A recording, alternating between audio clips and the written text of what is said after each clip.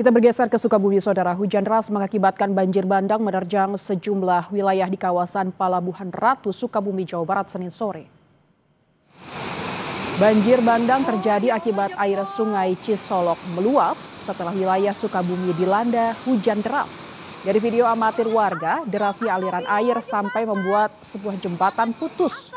Banjir bandang dilaporkan menerjang 3 kecamatan, yakni Kecamatan Palabuhan Ratu, Kecamatan Cikakak, dan Kecamatan Cisolok. Ratusan rumah warga terendam banjir dengan ketinggian hingga 1 meter. Warga dan sejumlah petugas bersiaga di sejumlah titik yang terdampak banjir. Banjir bandang menyebabkan puluhan rumah warga di Kecamatan Cisolok, Sukabumi, Jawa Barat rusak.